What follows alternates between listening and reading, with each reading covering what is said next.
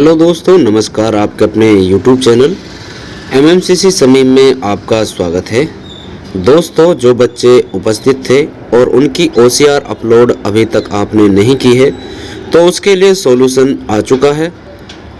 और देखिए दोस्तों, किस तरह से जिस बच्चे की OCR पहले हम ऐप के माध्यम से अपलोड नहीं कर पाए थे, उनकी OCR को किस तरह से अपलोड करना है, क्या कुछ करना होगा, इस वीडियो के अंत तक बने रहिए।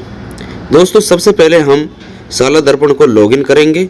स्कूल वाले लॉगिन करने बाद RKSMB के ऐप पर यहाँ पर हम OCR एंट्री को चूज करेंगे। OCR एंट्री चूज करने के बाद क्लास, सेक्शन और सब्जेक्ट चूज करेंगे। चूज करने के बाद देखिए दोस्तों, यहाँ पर मेरे तीसरी क्लास या चौथी क्लास के जो भी बच्चे हैं वो यहाँ पर मैं लिस्ट जो दिख जाएगी मुझे, मतलब सब्जेक्ट वाइज जो बच्चे हैं वो जैसे मेरे यहाँ पर दिखाई दे हैं कि 5 बच्चे मेरे अनुपस्थित थे। अनुपस्थित दिखा रखे हैं मैंने, लेकिन वो क्या है कि उपस्थित है, या मतलब उनके इन 5 बच्चों के OCR अपलोड में नहीं कर पाया। तो दोस्तों, यदि वो एब्सेंट थे तो मैं एब्सेंट कर दूंगा। यहाँ पर एब्सेंट का भी ऑप्शन आ रहा है, किसी बच्चे को एब्सेंट करना है। और यदि एब्सेंट नहीं करना है और उसकी हम OCR किसी भी कारण से ऐप के माध्यम से अपलोड नहीं कर पाए तो क्लिक हेयर टू प्रोसेस पर क्लिक करेंगे। और क्लिक करने के बाद इस तरह से आपको उस बच्चे की OCR खुल जाएगी।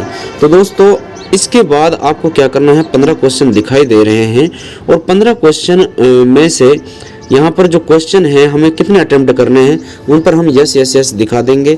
अब हमने यहाँ पर 15 क्वेश्चनों पर यस दिखाए रखा है और साथ के साथ हम यहाँ पर जैसे जिस बच्चे ने पहले क्वेश्चन में बी लगाया, पहले दूसरे में ए लगाया, तीसरे में बी लगाया और चौथे को उसने नहीं किया तो हम नो सेलेक्ट कर देंगे। साथ के साथ 5वें में ए किया, 6ठे में बी किया, 7वें में बी किया, 8वें में ए किया, 9वें में ए किया। जैसे जैसे उसने बच्चे ने सेलेक्ट किए हैं ऑप्शन, उसकी OCR को देख कर करेंगे। और 13वां सवाल है वो नहीं किया तो नो कर देंगे, नो अटेम्प्ट। और ये 14 और 15 सवाल, इस तरह से जो उस बच्चे ने ABCD में से जो भी ऑप्शन उस चूज किया है वो हम कर देंगे।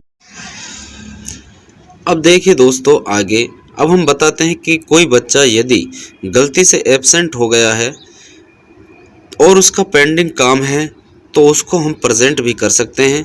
हम आगे बताते हैं, जैसा कि आपको स्क्रीन पर दिखाई दे रहा है कि इस तरह से क्लास और सेक्शन और ये सब्जेक्ट हम चूज करके इस तरह से हमारे पास एक लिस्ट आएगी जिसमें स्टूडेंट्स नेम, फादर्स नेम और स्टेटस दिखाई देगा, रिएक्शन दिखाई देगा।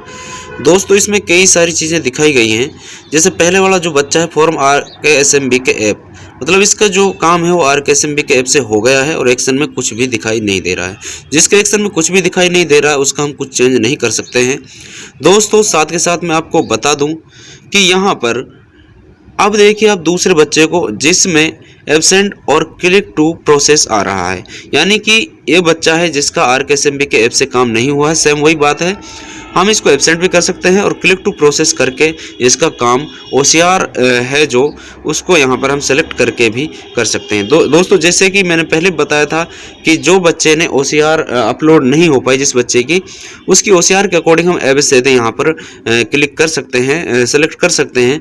और पूरे 15 क्वेश्चन सेलेक्ट करने के बाद हम यहाँ पर इसको ऑल सेलेक्ट सबमिट ऑल करेंगे। जैसा कि यहाँ पर दिखाई दे रहा है स्क्रीन पर, यहाँ पर सेलेक्ट हो रहे हैं क्वेश्चन और सेलेक्ट क्वेश्चन। अब जैसे मान लो कोई क्वेश्चन नहीं किया, जैसे मान लो 14 क्वेश्चन नहीं किया तो यहाँ पर नो कर दिया और ये सेलेक्ट ऑल क्वेश्चन कर दिया। सेम वही प्रोसेस है जो मैंने आपको अभी पहले बताई थी। दोस्तों, इसके बाद देखिए आप, ये डाटा सक्सेसफुली ऐड हो गया है।